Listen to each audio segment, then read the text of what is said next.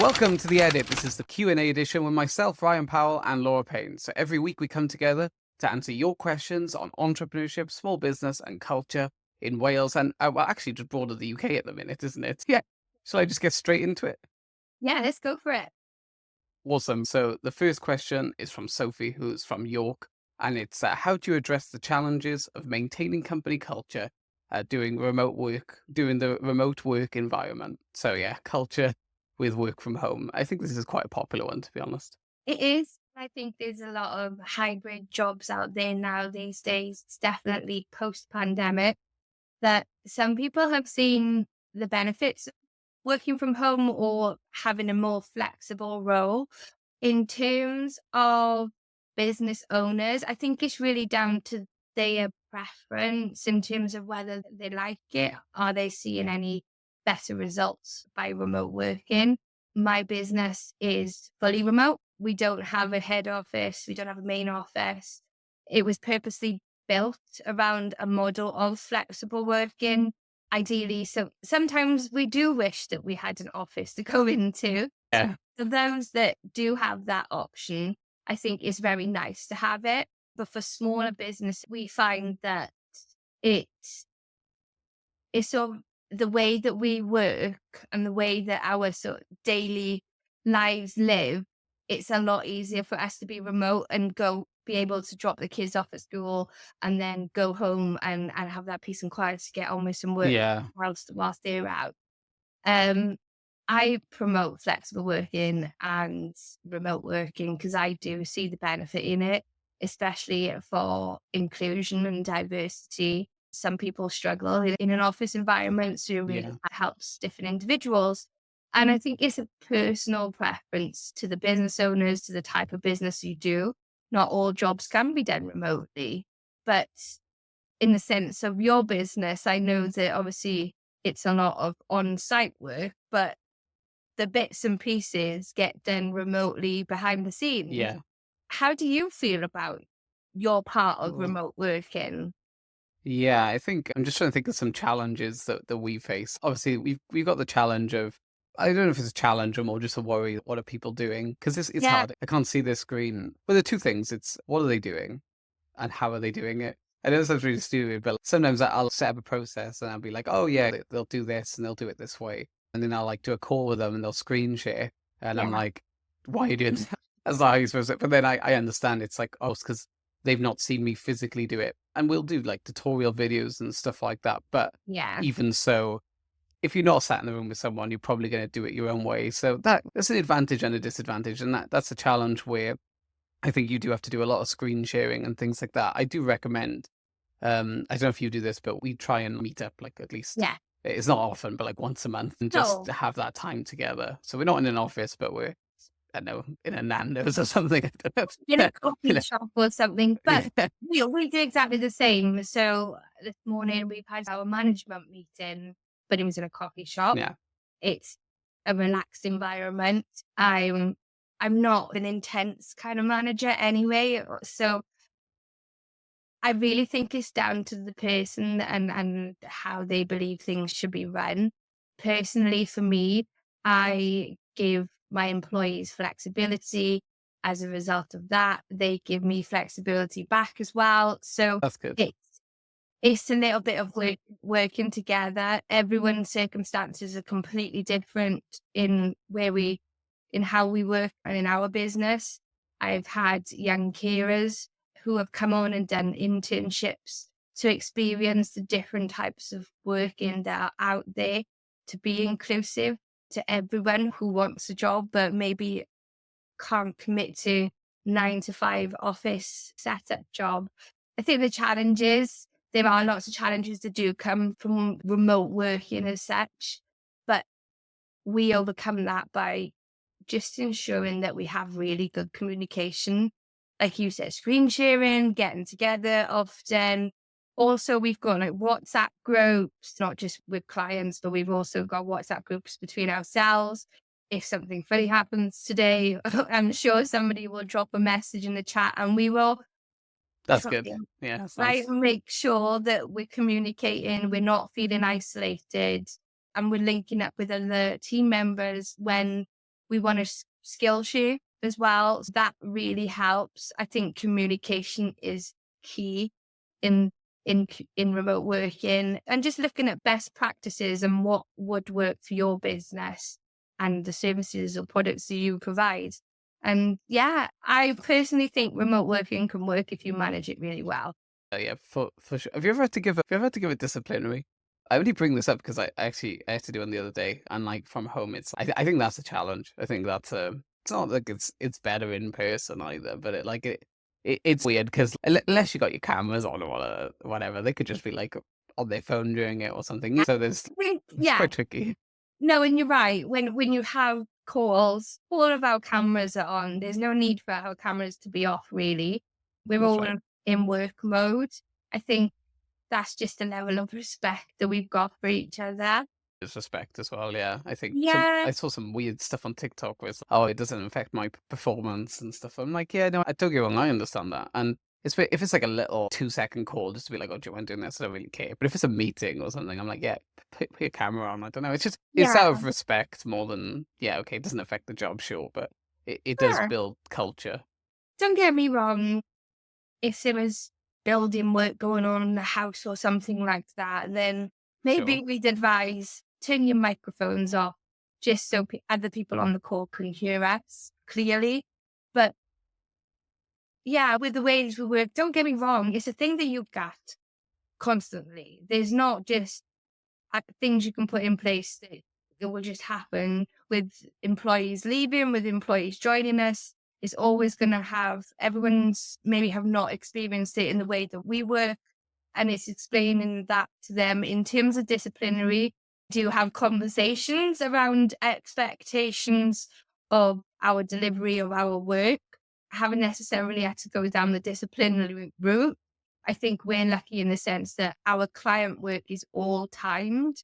So every time we do work for our client, we have a sort of, this is like a stopwatch kind of system where we'll log into that particular client and we'll time how much time we've taken to do a task in Okay, order, that makes sense. yeah, in order for that client then to get exactly what he or she is paying for, but then for us to help with the binning and that kind of thing. So there are systems and processes in place that I have tweaked over the last 6 years to make sure that it works and runs well. But I think keeping in contact, communication, having that good sort of structure, putting your expectations out there. And if you have that one employee that is not engaging, is not doing any of those, then yes, I agree. Have that Yeah. conversation with that person. So it might not be the right job for them.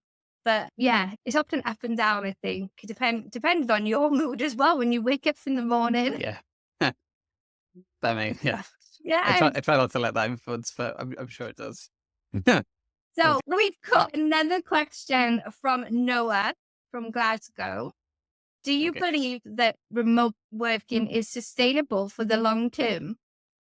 Yeah, okay. We'll be fairly brief because it obviously it really ties into the last question. I Yes, think remote working is like a big thing at the moment ever since COVID. I think that's the it's changed. I think that's the yeah we've changed the landscape and it's only changed because it worked as well. I think like it wouldn't have changed otherwise, would it? We discovered oh yeah we can actually do this from home and that's why it's stuck. You know what I mean? I don't know. I don't. It's weird. There's even like a debate on it. But anyway, do I believe it's sustainable for the long term? I think yeah, absolutely. I think like at one point office work or like working on a computer was new.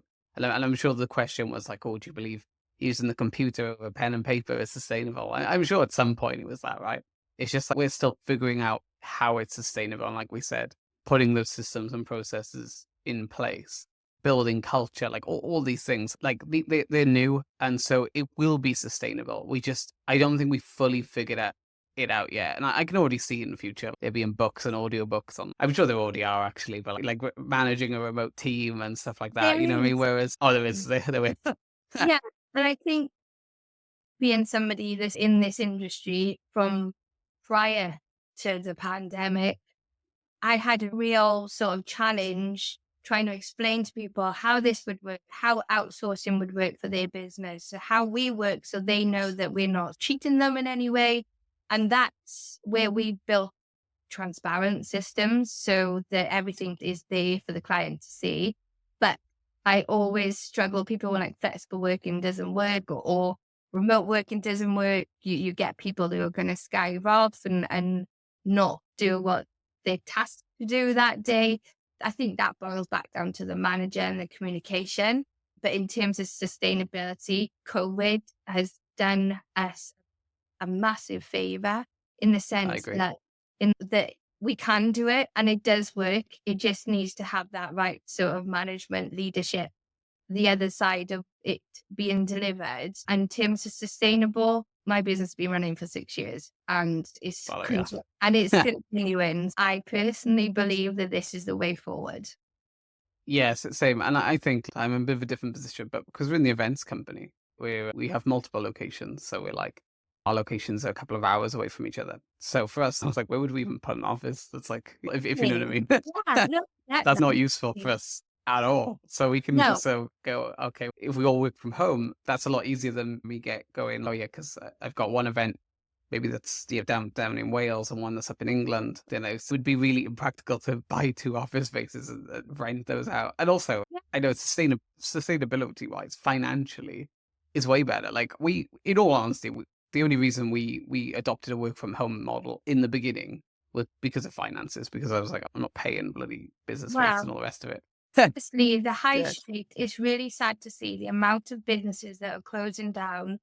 And don't get me wrong, they're probably product based or service based businesses on the high street, but they are feeling the pinch in terms of having a premises and having to maintain that when there's not a lot of help out there when you do need that part of your business. yeah, And it's sad to see so many businesses closing because of those strains within their business. And like you said, if you don't have a main office or you don't rent a space, let's say, it does help your finances. I would much rather take the team out on maybe a team day or maybe a morning or a brunch or something where we can actually get more from it than having just to pay for rent each month. Do you know what I mean? I'd rather yeah, do it that. yeah. That's a good way of putting it. What could you put that money towards? Actually count it up, especially if you count it up annually. It's like, yeah, Yeah. what could we use this for instead? And the argument of, like, oh, are your staff working and stuff like that? If you've got more money because you're not spending on an office, could you spend it on a manager or at least increasing someone's hours and Yeah. new systems in and stuff like that? That's probably Yeah. seeing it actually. Yeah, Yeah, no, I like that. definitely. Cool. I've got Jacob from Oxford has asked, is it fair to use unpaid internships as a way to reduce costs? I look at this in two different ways because we do have internships in the business and speaking to universities. The reason I started doing this is because of two reasons. Number one, there's a new way of working, and I believe that graduates or those going through university or even coming out of high school need to experience different ways of working because I think that traditional way of working where you get up and go out to the office all day, every day is not going to be for everybody, Yeah. depending on their circumstances, even from a young age. I was 18 when I had my son, so flexible working was something I needed at a very early age. And it's about giving them the life experience around the work and the different ways that you can work for them to maybe or help them navigate where and what they want to do in the future because may still have a question mark around it. In terms of unpaid internships, I don't mind doing them short. So maybe part time for 6 weeks. I tend to do it like that. So you get a little bit of a taster, but you're not necessarily, you're giving the experience to the young person. You're getting a little bit of support as well through that. But I think long-term internships shouldn't be unpaid. Obviously, everyone has commitments, bills to pay, and Yeah. I feel it's not fair on the individual, which is why I probably would never do a long-term internship. Oh, And yeah. but they are useful in many different ways for some of our interns. without the internships or taster sessions that they had been on during university and working with us, they wouldn't have necessarily got the role that they applied for after university. I've spoken to a lot of students who say that they took an opportunity and they've got into a nice job at the end of it, coming out of university. Some of them, because they haven't got any experience, are being put at the bottom of the pile when they're applying for jobs. They are obviously people want people with experience in roles. Yeah. So they've got that real life experience to be able to deal with situations. And there's a lot of positives to it, I think. It depends on how you look the situation. Um, but I wouldn't say take advantage of the younger generation. I just think they're a nightmare to manage. It is like a thing, but like, Sometimes not. it's hard. It's hard to manage employees who are being paid, but at least there's like an exchange. There's the contract is I pay you this much to do these roles. You know what I mean? With an unpaid internship, it gets a bit like I. I mean, maybe this is my own personal problem as well, right? But I feel bad asking them to do too much, obviously, because I'm like, "Oh, you're not actually being paid," and and I feel like I have really no right to criticize or adjust, but then my business needs to criticize and adjust things and be like, oh, actually, next time, can you do this? And even if we try and do it as nice as possible, and it just feels bad. Again, it's probably a personal problem with me, but Yeah, I think no, like I get I it. find it It's awkward. you. We've all got a heart at the end of the day, and we all have feelings. And you're right. We don't want to take advantage of them. At the same time, they need to take what they want out of the experience or opportunity that they've been given. Some may not. Some may be pushed into it and be told by their tutors, "You need to do this." Yeah, Some actually really want to do it and really want to learn and grow. And what I say to those that who definitely haven't had a paid experience with us is that if you want to reference, I will do that for you. Just let me know yeah, when you're applying for jobs. And in order for them to actually take something with them that they can use in their career going forward as well, I think just thinking of ways that if you did take on somebody unpaid for 6 weeks, how can you give something back to say thanks without it involving money, let's say? Do you know what I mean? Or just a gift at the end of it to say thank you and feedback to say you've done a really good job and this is how you can improve, etc. yeah. etc. And I think those are little pointers maybe to help you around that question. It is fair. Again, I think unpaid internships are fair, but just don't take advantage of them as a business owner is the answer to the question. Well said. I've got another question for you, and that's from Emily from Help. How do you manage the pressure to constantly innovate? Cool. It's a little weird question because I just don't really understand. I don't understand it in the sense of, I guess I don't see it as pressure, and I can understand like why people see it as pressure, and it's the brain's always looking for something to worry on. So it's oh, if we don't innovate, will the business will die and stuff like that, and it's always seeing like, so far ahead in the future. But honestly, like you only innovate one when you really need to. So yeah, you take something like McDonald's, right? And it's largely the same. It's largely been the same. And don't get me wrong, as the world changes, they just change with it. But it doesn't feel like I don't know, they haven't done like a big innovation. What have they done? They obviously got the drive through and then they got the app, right? And like the app with the points and stuff. They didn't even innovate that. People have been doing No. that for ages. And they were just like, oh, we'll also do it then if that's how the world's going. So it's in some ways, I don't think it's as hard to innovate as people think. And I actually think people put too much importance on innovations. I was speaking to a friend and he was like, I'd love to run a business. I can't come up with an idea. And I was like, you don't really need to come up with a new idea. I was like, have you ever drove through somewhere and you're like, "Oh, I really fancy fish and chips, or I really fancy Chinese food, or something like that." And you're like, "Oh, there's no Chinese places around you, right? Just put one there, then, right?" I know it sounds stupid, or like, "Oh, I fancy fish and Control. chips." Oh, Yeah. there's not a fish and chip shop, and so you don't need to innovate. Yeah, a fish and chip shop isn't a new innovation, but it's just putting it somewhere where it's not. And I think yeah, I'm speaking from a place of because we're primarily outdoor and drive-in cinemas, which is primarily an American thing. And the reason that we have any business at all, and a lot of our top comments are the fact that it's, oh, cool, it's like the American drive-ins and stuff like that. It's because I didn't come up with it. I wish I did, but I didn't. Like, I didn't come up with it. I just saw it over there. I was like, that's cool. And just put it here, I you know? wouldn't do it. Yeah. Yeah. I like my father's actually really similar. He runs a Christmas store, and it's very much about the experience. It's like a light room and Santa's walking around, all the rest of it. Oh, It's quite cool, but it's only because he went to America and he saw a Christmas shop and he was like, "Oh, I wish we had this in the UK." And then he just made one in the UK. So is that really innovation, or is it just like but taking it's something not. from somewhere else? I think innovation comes from your own learning and your own knowledge that you collect along the way. And you look at something and you think, actually, this can be done better by XYZ. And Improvements, yeah. yeah, and you give it a try. If it doesn't work, it doesn't work. But if it does, or it needs a little bit of tweaking, then you can do that easily. I don't think, I don't feel the pressure to innovate. No, I think with us, we want to deliver and we want to deliver to the best standard we can. And that's what we always aim for.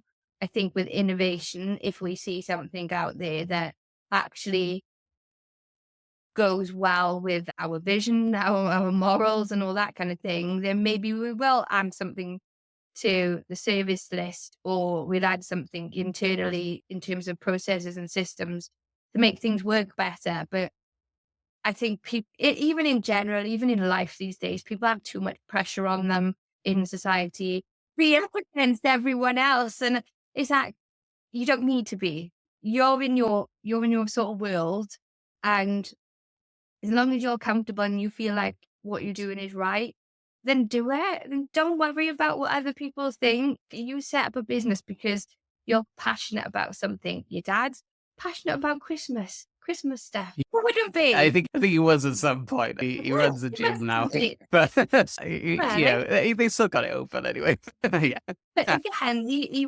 used an idea and he brought it back home with him, and he's seen yes, something in it at that time. Doesn't mean that it's gonna continue if he's moved on to something else. But that you growing as a person and a character yeah. as well, I think that's part of it.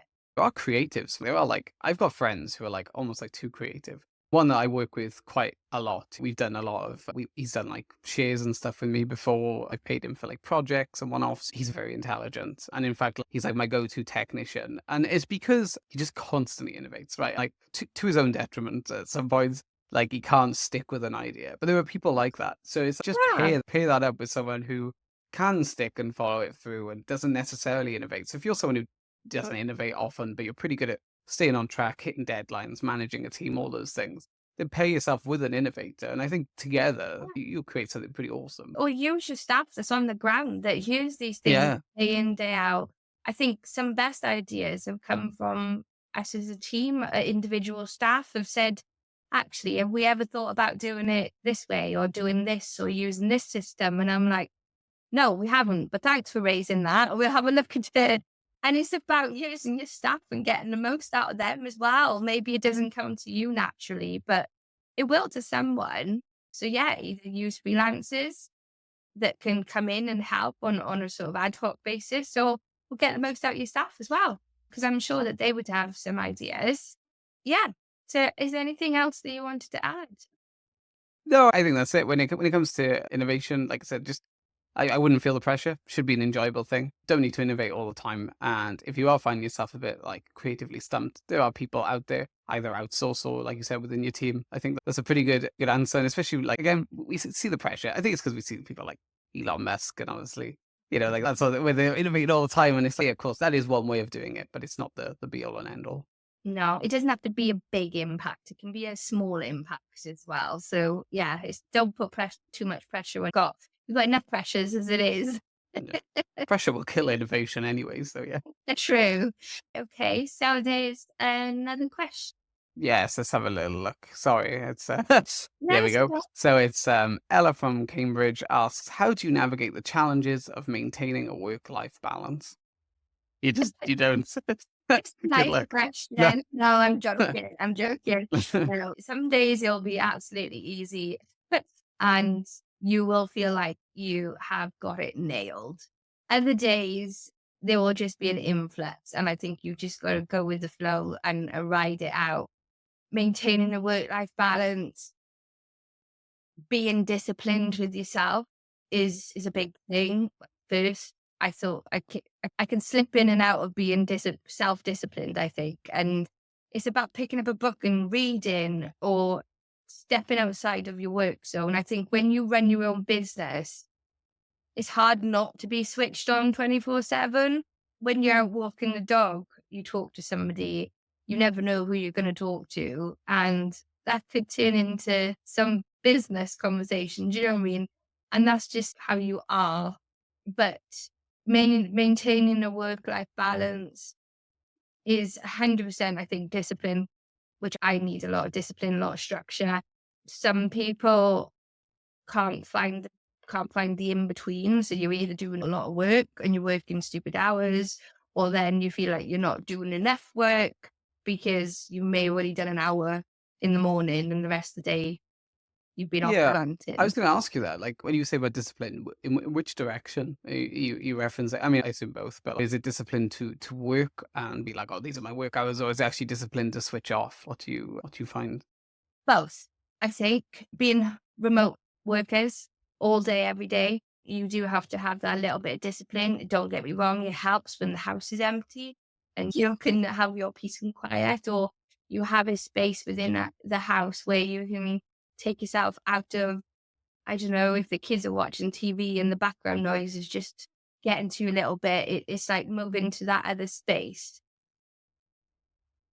What in terms of having a routine in the day as well will help. Yeah, I know that some of our clients come on board and they're a bit here and there and everywhere, and there's no structure.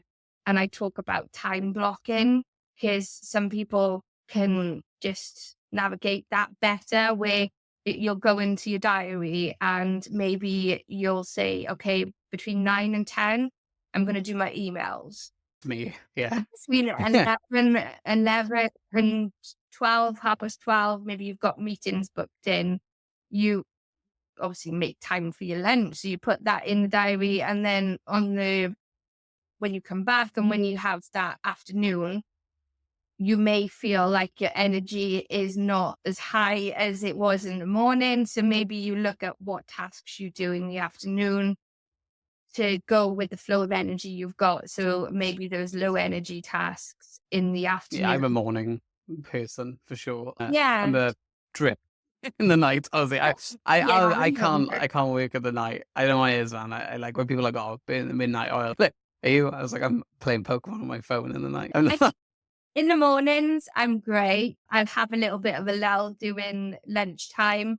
And then 3 o'clock onwards, then my energy will spike again and I'll get a load of work done at that point. But it it's never easy. And I think it's about learning about yourself more and about how you work and how you work best. You've already acknowledged you're much better in the mornings than you Oh are yeah, in the evenings. You tend to work earlier in the day and then maybe finish a little bit earlier in the afternoon, but you've already done your hours in the morning. Do you know what I mean? So, and yeah, I guess exactly. that's a benefit for a business owner. If you're in a job as such and you, I don't know, you work 9 till 5. Again, learn a little bit about yourself, take a step back and maybe look from the outset in at what you're doing and where your energy levels are at in certain times of the days. If you're better at the start of the week than you are at the bottom of the week, it's about putting measures in place that are only going to benefit you, not challenge you even more. Mm, Yeah, everyone's got a way of working. You've just got to find the right one for you. And if you don't know how to quite do that, maybe it's worth speaking to your manager or even having a look and Googling some sort of ideas of how you can improve your working day. It may be yeah, the environment you're in. It may be that you haven't got enough windows. You know what I mean? It could be something really small that could change your sort of outlook on working and how much you get done. yeah, yeah. We have a big challenge because me and Rebecca, we run the company together, but we're also partners romantically and in business. So that's really tricky. That's That's where fun. work life very hard. And we still don't have the answer on like how to do it effectively. But I will say that we were way better than when we started. And that's like boundaries. So it's just full communication on, okay, now it's switch off time. We won't talk about the business. And that can be really difficult because as well as I'm really excited out of the business. And I'm No, just you're like a bit right. of a nightmare of being like, You oh, I did this thing. And unfortunately, what I'm into is really boring for everyone. I'm like, oh, the spreadsheet. I was like, I got it to do this. I'm like, I get really impressed with myself. And she's just like, yeah, let's just keep watching the film. Whatever. Yeah. But, and then like vice versa as well. She'll be like, oh, we got this sort on site, and I'm just like, I'm not in the mood to talk about it. But for us, that is just been that's all it is, though, is just going, hey, not now. But if it is important, Absolutely. Comes back in. yeah, It's the we'll discipline. write it down. We got phones, and we use Notion and Trello, two Yeah. systems to manage, and we'll put it on one of those two things, and we'll put a pin in it for later. So it's not like the conversation. If it's an important conversation we need to have, it's not that it won't happen. It just won't happen right now, unless there's a deadline, of course. Yeah, just communication. I think that's really the best and biggest way to figure out work-life balance. And our work-life balance is we have different motivations. I think something that Rebecca enjoys is she loves being in business because she gets to travel, and so she does more of I the meet sales different meetings and people. stuff. Yeah. Yeah, Yeah. I'm more interested in the challenge and the like figures, and I get really interested in, oh, how do we solve this and stuff. So we have different motivations, and understanding them makes us maintain a better work life balance. That means if I've got loads of sales meetings to go to, I get really drained. Yeah. 'Cause I'm more of an introvert, but she'll get energy from much more of an And extrovert. from it. Yeah. And So it's working that. and obviously, I think working and being a couple outside of work has its challenges for sure. My other half doesn't work for us, but he is a self-employed plumber and he's a one-man band kind of thing.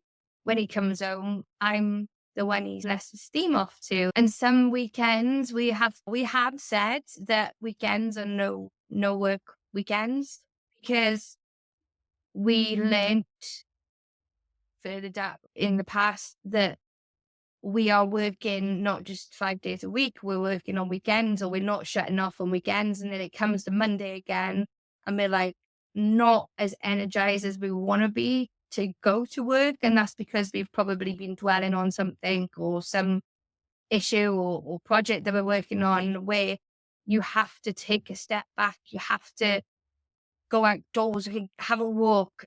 These things may sound so simple to do, but they have a huge benefit when you're constantly going over things in your brain. And I think just the structure and discipline is a massive thing for me, for sure, that I learned about myself 6 years through working remotely and working for yourself and that kind of thing. And weekends are for us and not That's business. good. And I think putting those things in place will really help people. So, yeah, it's never easy. I think you got to learn a lot about yourself before you finally crack it, the work life balance. But there is so much out there as well that you can Google, you can chat to with your friends, you can learn and read books about. I've learned done a lot of reading recently, and people talk about it in books too. So just take those little golden nuggets and find the ones that sort of suit you best and try Yeah, them. figure out what works for you for Yeah, sure. I think that's give them a the try. it's a subjective answer, isn't it? It depends who you are, but yeah, figure out what works for you and then put those boundaries in place. I think that's Yeah, probably one of the best way of definitely. putting it. Yeah. Cool. So I think that pretty much wraps us up for this week's questions and answers edition of The Edit. If you've got a question on entrepreneurship or you're in the creative sector and need the answer to some burning questions you have, drop us an email at theeditwales@gmail.com.